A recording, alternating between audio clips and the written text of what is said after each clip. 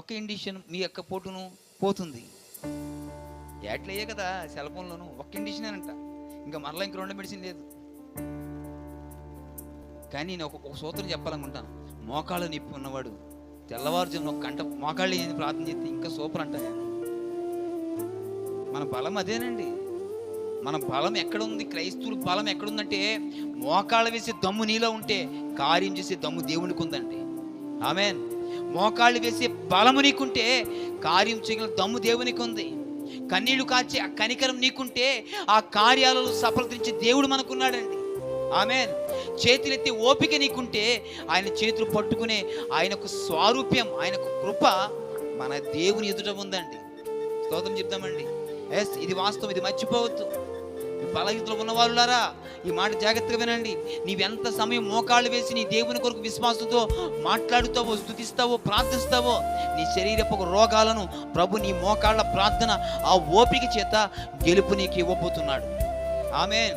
నీవు లోపల వేదన పడే స్థితి, దిగులు పడే, వేదన పడే ఆ లోటులు ఏదైతే ఉన్నాయో నీవు కన్నీరు కార్చగలిగితే నీ కన్నీటి ద్వారా, నీ కన్నీటి యొక్క ఆ నీటి బిందువుల ద్వారా నీ శరీరంలో, నీ యొక్క మనస్సులో ఆ వేదన, ఆ భారం ఇవి కొట్టుకుపోతాయి.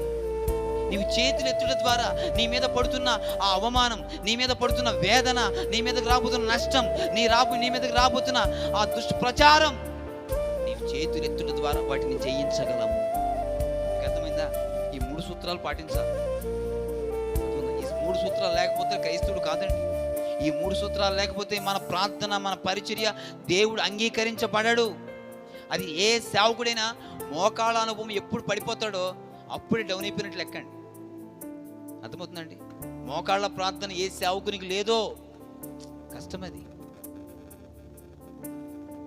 చెన్నైలో భక్తుడు ఎవరైనా దేవుని శిష్యుడిగా వచ్చి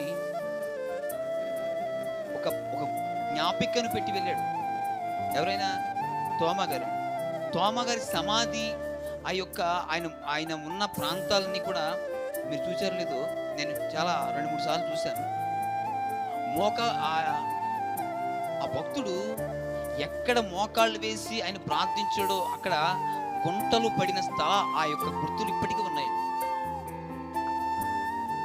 ఆ గుర్తులు ఇప్పటికీ కూడా ఆ గుర్తులు ఉన్నాయి. ఆయననే కాదు, ఇంకా అనేక మంది దైవజనుల యొక్క ఆ గుర్తులు ఇంకా ఉన్నాయి. కొంతమంది దైవజనులు మోకాళ్ళ గుర్తులు ఇప్పటికీ వారి యొక్క ఇళ్లలో ఇప్పటికీ వారి జ్ఞాపకంగా ఉన్నాయి. ఇప్పటికీ ఏంటి ఆ మోకాళ్ళ ప్రార్థనల బలం? క్రైస్తవుడి యొక్క బలం మోకాళ్ళ ప్రార్థనేనండి. నీవు మోకాళ్ళ ప్రార్థన నీ వేయినంతసేపు నీ పరిస్థితులు మారవు. నీ మోకాళ్ళ ప్రార్థన నీవు చెయ్యనంతసేపు మన పరిస్థితుల్లో మన అపవాది కార్యాలు, మన ముందున్న అపవాది కార్యాలు మనం గెలవలేము. ఈ లోక పరిస్థితులను, ఈ లోక నిందలను గెలవాలంటే, వ్యతిరేకమైన పరిస్థితులు గెలవాలంటే మోకాళ్ళ ప్రార్థన కావాలి.